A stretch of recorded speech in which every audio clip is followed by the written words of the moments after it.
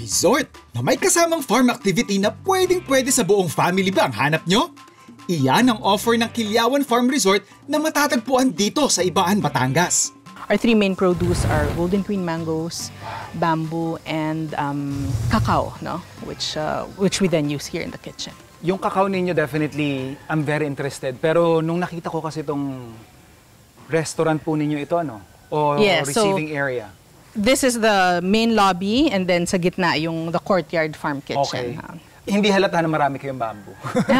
Pero kasi the way you integrated it doon sa vibe nung lugar ninyo is something na, well, suffice to say, napa-elibs ako eh. Ang ganda nung it's very simple.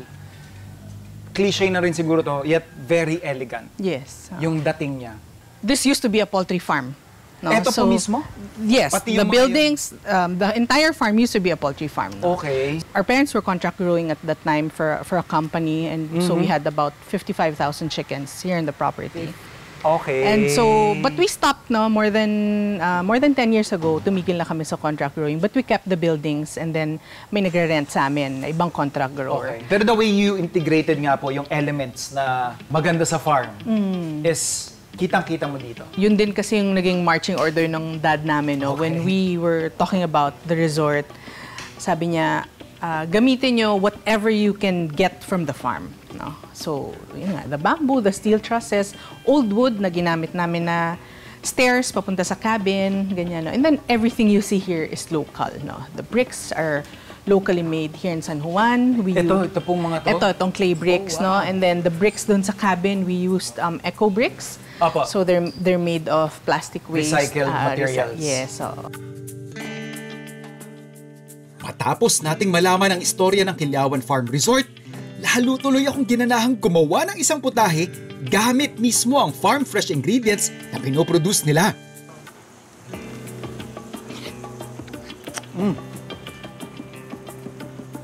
Lumaki tayo dun sa tamis, tsaka yung karakter ng manggang kalabaw. Pero ito, yung mango trees na in-specialize nila dito sa Quiliawan is yung kanilang Golden Queen na variety. Pareho silang matamis ng kalabaw, pero mas maraming floral notes yung Golden Queen na mahihantulad ko doon sa mga manggang natikman ko sa Korea, Taiwan, and Thailand. Gusto ko lang siyang i-partner sa isang savory dish. Tapos syempre, para pang contrast lang din doon sa tamis na meron yung ating Golden Queen, haluan din natin ng unripe mangoes. So gagawa lang tayo ng braised pork with mango salsa. So ganyan ka-generous yung portion natin. And then meron tayong hot pan, sisir lang natin yan. So yung pork natin, in.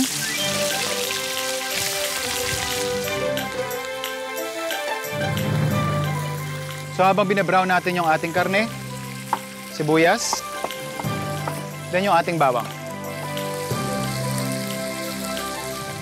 So maganda na yung browning na nangyayari doon sa ating pan. Lagay ko lang yung ating bawang tsaka sibuyas.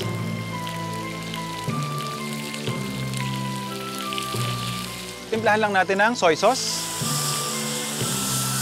yung ating vinegar, and laurel. And generous amount of pepper. Lahat nung pinakamahirap na part, yun na yun. Tatakpan natin to, babalikan natin siguro after an hour, and then pwede na natin i-prepare yung ating salsa. So ito yung ating green mangoes.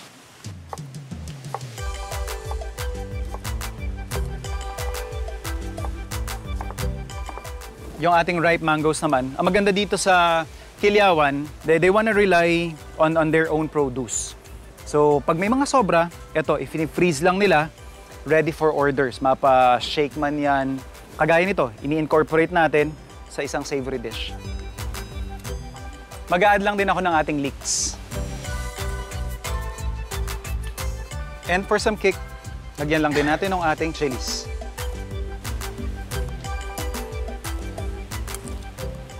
Mix lang natin to. Tapos, for the sauce, kuha lang tayo ng sabaw.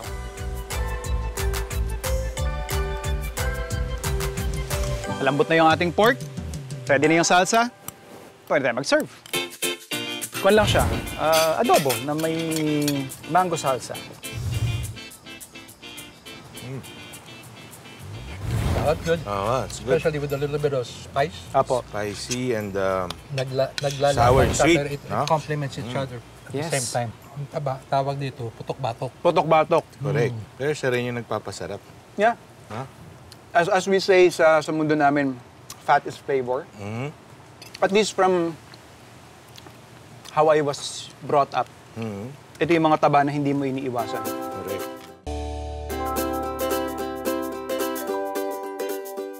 Nagki-crave ka ba ng Cordilleran cuisine pero walang oras para sa mahabang biyahe? Don't worry! Dahil may nahanap kaming perfect food spot na nag-o-offer ng authentic Cordillera flavors at Baguio feels na hindi mo na kailangan pang dumayo sa norte.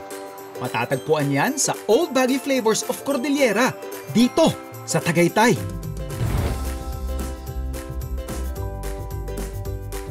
You guys were talking about yung resurgence ng Traditional food. heritage, Heritage.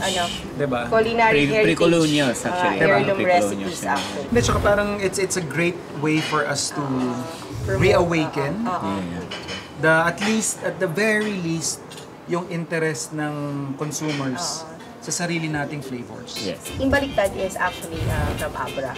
Yung baliktad? Baliktad, parang flip. Okay. Flip it. Flip lang kasing ginagawa namin yan. Parang hindi siya pwedeng matagal sa apoy. So parang siyang high heat, and then paglapag nung beef, patayin mo na agad. So ang magluluto nun is the smoke and yung init nung kawali. What I have to really mention is yung pagkakaluto ng beef. Perfect. Ang lambot niya. Thank you. We call this poki-poking. Okay. So very popular siya sa mga Ilocano. Kasi Ito yung entire North Indian. Yeah, entire dishes, North no? siya. Eggplant. grilled. Bagoong. Grilled eggplant, bagoong, tapos may kunting giniling siya, and then sili ulit. Yeah. Yung mga ganito, Diyos ko Lord. Again, I could go on and on in elaborating complexities. Yung smoky, hahagurin siya nung umami nung ating bagoong. Tapos yung savory na makukuha mo lang when something is properly cooked Yeah. and properly combined. So parang, teka nga po. Oo nga, nakalimutan natin Diba? yung kanin. And then you have here This one is hinanglag. Hinanglag. It's an ifugao dish. Actually, this Diba? is their way of preserving their meat before. Okay. So yung pork, slow cook 7-8 hours. Wow. Tapos, sa sarili niyang mantika. May specific cooking vessel ba ito na pinaglulutuan? Ano siya, we call that silyasi eh. Salinyasi. Salinyasi. Salinyasi, Okay. yeah. We call that silyasi. Tapos, pag Parang malaking naluto na kawali. siya, ang 8 hours, ilalagay siya ngayon sa, what do you call that, dabanga? Okay. Jar? Oo. Tapayan. Tapayan. And Okay. then, saka namin siya, yung tatakpan ng dahon ng saging. Saging. Ayun o. Oo, diba? There's something magical when a Iba pork yung ano niya, diba? is cooked in its own fat. Diba? Tapos what I like about your dish is you added a touch of grilled Potato. bell pepper. Perfectly seasoned, very tender. Ito yung mga tipo ng pagkain na masarap sa wat-wat eh. Yeah, Yes. what? Wat-wat, hello? Pero, Yun yung what kain sa ng atin barangay. kasi walang lasa eh. Pero yun, that explains then kasi how we approach an ingredient. Etag extreme, maalat. Oo. Yun yung pang season. Pero pag pumunta ko sa watwatan, matabang. Pero you always see people may asin Oo. On or the side. sili na may toyo na may sili actually. So yun yung the way we look at food is yung pinaka-simple and pinaka-practical. But never compromising on the experience. Di ba? Baliktad. Ano naman yung Oo nga. yung sabaw natin? Yung sabaw yung nahuli. We call this hinaw-ang anok. Actually, it's an apayaw dish. So it's like a version of pag sa atin dito sa Manila is tinola. So dito naman is hinaw-aw is more ang gamit is papaya. with ampalaya naman. Ampalaya na bunga tsaka ampalaya na dahon. Tapos nilalagyan namin ng sotanghon. Again, the smokiness brings you back, lalong-lalo na kapag familiar talaga kayo sa cuisine. Actually, one of the good things dito sa mga heritage recipe is it brings back the memories of your childhood. Nostalgia. Yes, nostalgia, di ba? So, once na natikman mo, automatic, naalala mo yung luto ng Transport lola you mo. back, oo eh. Pag nandun ka sa probinsya nyo, naalala mo on how it was and how it Sarap ng tastes chicken. before na prepare pa ng mga kalololohan Yeah. natin. So, imagine yung promise of different produce, different available resources Yes. na meron doon sa mga iba't ibang lugar. Kung gaano pa nila pinahalagahan. There's Yeah. a lot more behind the scene. Yes, and there's a lot of flavors that we can still offer. Alam niyo bang ang paborito nating carbonara ay nagmula pa sa bansang Italy? Pero di tulad ng mas kilala nating Pinoy recipe na kadalasan gumagamit ng gatas o cream, ang traditional na sauce ng carbonara, egg yolk at keso lang ang gamit. Ito ang susubukang gayahin ng isa sa mga bida ng action drama series na Lolong na si Mikoy Morales for your plate. Hello Food Explorers! Ako si Mikoy Morales at ngayon mag-share ako ng isang recipe. Isa to sa mga paborito kong gawin at kainin. Ito yung carbonara na egg yolk base. Una muna, ang pinaka-main ingredients natin dito ay yung pasta, yung egg, tsaka yung meat natin. Para sa ngayon, ang gagamitin natin na meat ay ham. Ito yung pinakuluan natin tubig. Lagyan natin to ng konting-konting oil lang. Lagay natin yung pasta. Wah! So, lagyan natin konting salt din. Ayan. Tapos, ayun, hintayin natin na maging al dente siya. Wow! Al dente! Ayun. Hindi ko alam kung ano ba siya dapat, kung high heat or low heat, or kung medium heat lang siya. Pero dahil napaka-impatient akong person, lagi ako naka-high heat para mabilis lahat. Itong pasta na to, kaya siya madalas kong gawin or kaya siya yung hinahanap, kinikrave ko lagi. May time kasi na yung younger brother ko, nag-work siya sa Spain. Tapos nung pinuntahan ko siya doon for one vacation, doon sa mga napuntahan namin doon, ang pinakalagi kong na-order and nakakain is yung authentic na carbonara talaga. So maraming times na ginagawa ko na lang sa bahay kahit malayo pa rin yung lasa. But it's the closest that I could get. Meron tayong garlic, tsaka onions. So, ilagay na natin yung karne. Ayan, oh. Chef Drew! 911! May problema ako, Chef Drew. Problema ko, hindi ko alam yung ginagawa ko. Uy, natutusta, Chef, oh. Tama ba yan? Uy, tama na. Ay, hindi, no? Hindi, sobra na pala. Ayan yung hinahanap nating kulay. Kulay? Okay na to. Ngayon, set aside natin siya. Balikan natin yung noodles. Yung pasta pala. Sorry, magalit yung mga Italiano. Pasta, hindi noodles. Ngayon naman, isa to sa pinaka-fun and messy part. Yung pagkuha ng egg yolk. Pag ako kasi sa bahay, ganito ginagawa ko. Yan. Tapos naka-half na, di ba? Tapos ililipat-lipat mo lang siya per shell until maubos yung white. Itong egg yolk na to na naipon natin, ngayon, dito natin ipapasok yung cheese. Ihalo natin yan. Lahati na natin. Meron din tayong white pepper pala nakatabi, so pwede natin idagdag rin yan dito sa pampalasa nung egg yolk. Tapos, mix lang natin. Kunin natin ulit yung pasta. Lagay natin dito. Better din kung hindi nyo pa nare-rinse yung pan na pinaglutuan nyo para nandun pa rin yung flavor nung meat na niluto natin kanina. Lalagay na natin yung ginawa natin na egg with the cheese. Pag nilagay natin to, kailangan mabilis yung halo talaga kasi kung hindi, may chance na maluto pa yung itlog. Magiging omelette siya. We toss. Toss lang natin yan ng itos.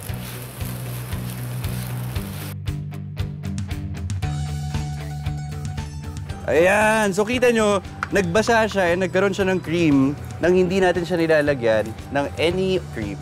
Egg lang talaga ginamit natin and water. Papasa naman kaya ang attempt niyang gumawa ng legit na carbonara? Pwede. As easy as 1, 2, 3, di ba? Kita nyo naman, napakadali. Hindi pa ako chef dyan, ha? Pero game, cheers kung gusto nyo gawin. Sarap! Yan, syempre, pasadala ko yung knife bag ko. Kahit saan kusina mo ako dalhin, laban tayo dyan. So, may kitchen raid tayo ngayon. And I heard kasi they have very exciting ingredients na I'm very familiar with.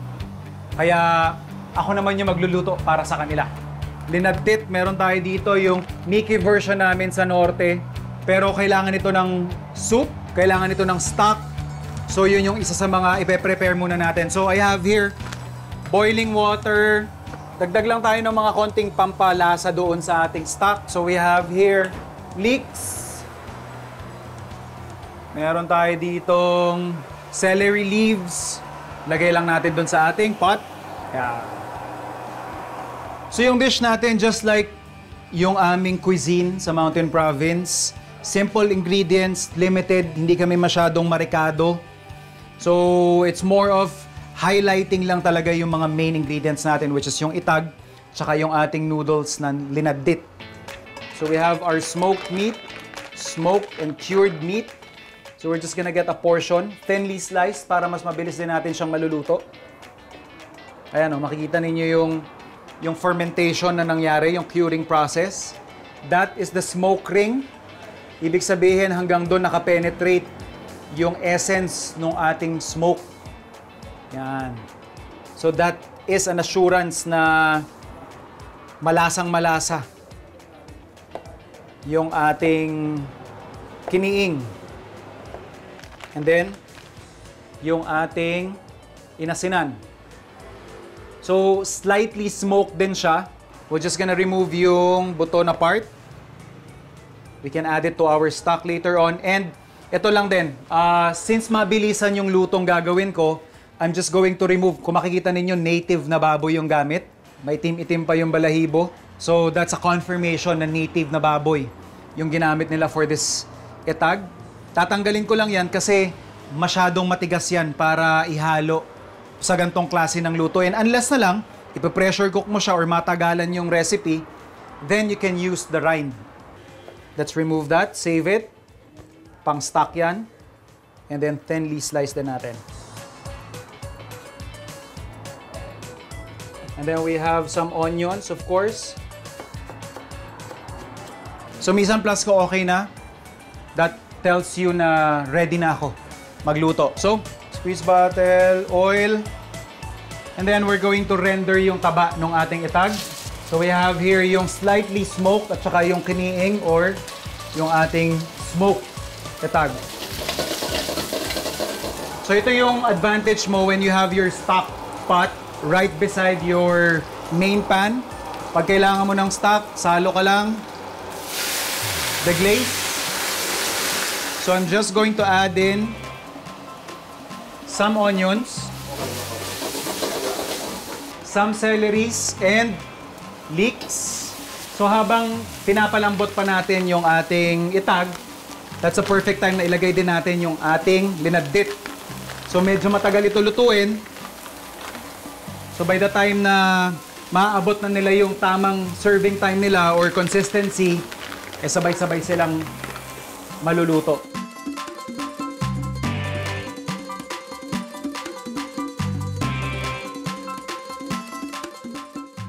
So adjust lang natin yung seasoning. Just like that. Linadit kan itag.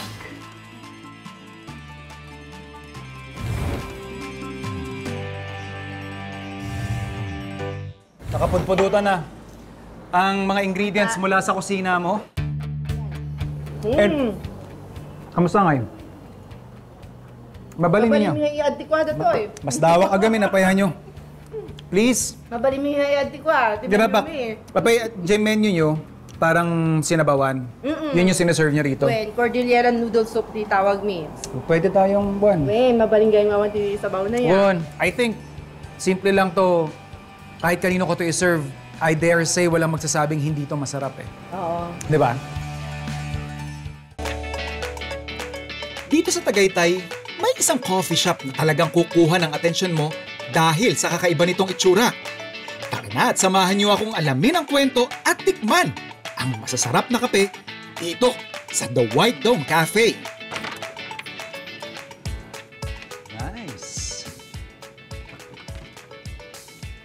Hello, sir. Hi, morning. Hello po. Welcome to the White Dome Cafe. The White Dome, I would say this is one of the most unique cafes na napuntahan ko. But Dome, sir?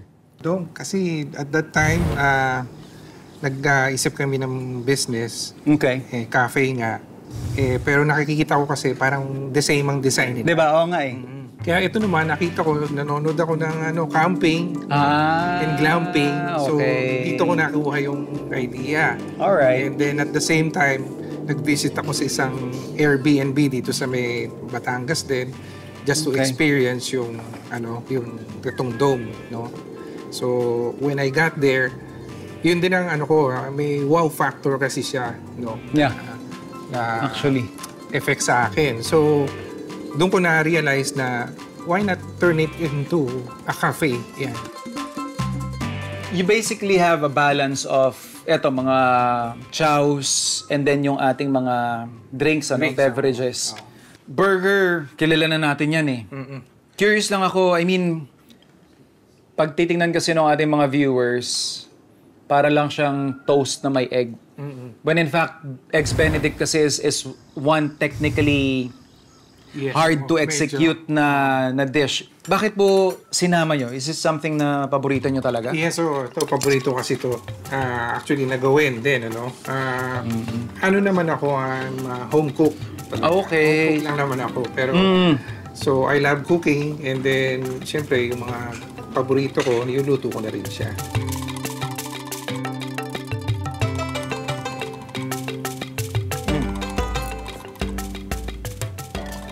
Ang ganda nung touch ninyo ng smoked bacon. Pag sa ganito, sir, anong masasuggest mo na i-pair up ko with Eggs Benedict? Itong tiramisu. Yung balance niya sa akin is, habang hindi ko pa siya minimix, I personally do not enjoy as much as yung sweet na beverages. Pero ito kasi, since hindi ko pa siya minimix, nahuhuli ko pa yung preferred ko na sweetness. And then if you wanna indulge, syempre, since cream cheese lang din naman ito, I think it will balance it more. Ayan, And fairness, ang generous ng serving natin ng cream cheese. Yeah. Yung level of sweetness niya, nung na-mix ko na yung cream cheese, mas na-balance out. What's the difference with White Dome or Dome Burger natin? Ito is 70% na meat Lean. and then 30% ang fat niya. Okay. Yung chips nila is homemade. Yeah, so homemade yan. So freshly made po ito, hindi ito out of a packet or something na binibili nyo dyan. So I think that alone siguro adds an extra layer of excitement. Sir, ano namang masasuggest nyong magandang pairing dito? Siguro itong Sesame. Black sesame. Alright. The burger, for me, perfectly seasoned siya. Kasi when you bite into dun sa ating layers of potato bun, yung ating veggies, yung meat, and then yung spread sa ilalim, nagiging harmony siya sa bibig. Reminiscent siya for me ng para akong umiinom ng rice coffee in a way. I think we're saving the last one is like parang drink/dessert siya eh. Yeah. Wow. Nagulat lang ako kasi I was thinking it will be very sweet. Pero I think nakuha ninyo yung idea na matamis na yung biscuit na gamit ninyo. Yes, So nag-mellow down na kayo doon sa syrup na simple syrup na nilalagay ninyo for your concoction. Nice.